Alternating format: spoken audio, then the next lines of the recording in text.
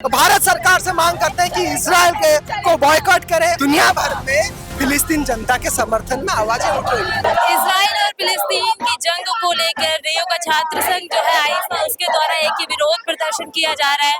तस्वीरों के माध्यम से देख सकते हैं, सबके हाथों में पोस्टर बैनर्स हैं और यहाँ पे नारेबाजी की जा रही है। आईसा के ये छात्र हैं, इनमें से कुछ बच्चों से अभी हम बात करने का प्रयास करेंगे कि किन मांगों को लेकर, किन मुद्दों को लेकर यहाँ पर ये प्रदर्शन करने आए। क्या नाम है आपका? मेरा नाम पृथ्वीराज है, मैं क्रांतिकारी युवा संगठन से एक छात्र हूँ और यहाँ पे जो बीते दिनों से गाजा में जो नरसंहार चल रहा है, जिस तरीके से जितने भी वहाँ पे मानवीय संकट पैदा करे जा रहे हैं, लाखों लोगों की हत्या हो चुकी है, बच्चों की, महिलाओं की हत्या हुई है, हम उसे खिलाफ यहाँ पे प्रदर्शन कर रहे हैं। हम ये मांग करते हैं कि ये युद्ध जो है तत्काल बंद किया जाए।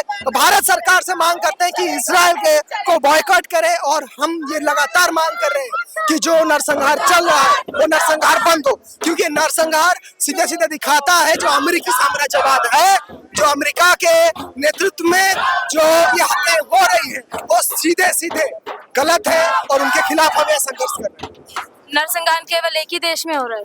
देखिए, फिलिस्तीन में जो बीते 2 सालों से हो रहा है, जिसमें 1 लाख से ज्यादा लोगों की मौत हुई है और हम फिलिस्तीन के जो लोगों की मौत हुई है और जो हत्याएं हो रही है, नरसंहार हो रहा है, इसराइल में नहीं।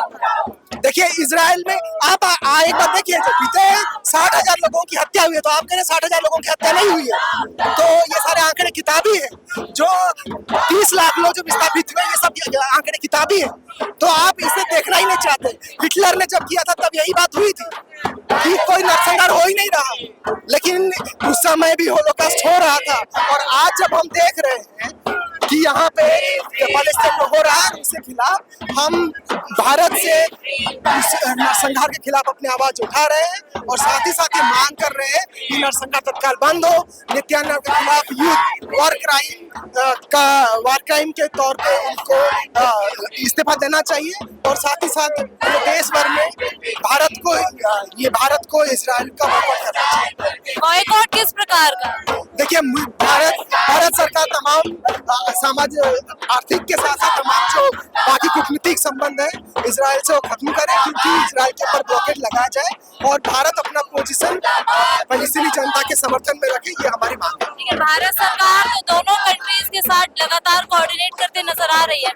देखिए, एक सीधी बात है, जब इसराइल के द्वारा नरसंहार हो रहा है और भारत सरकार कह रही है कि हम इसराइल सरकार के साथ है, तो आप क्या कहना चाहते हैं कि भारत सरकार नरसंहार के साथ है? हम राहत सामग्री भिजवाई गई थी फिलिस्तीन के अंदर भारत सरकार द्वारा। देखिए, राहत सामग्री अभी रोकी गई है। जो लोग राहत सामग्री लेके पहुंच रहे थे, उनके बेड़े पे हमले होते हैं। जो राहत सामग्री लेके पहुंचते हैं उन्हें गिरफ्तार किया जाता है। तो आप देखें, गाजा में राहत सामग्री की बात आप कह रहे हैं, वहां जाइए, वहां पे ह्यूमैनिटेरियन क्राइसिस है।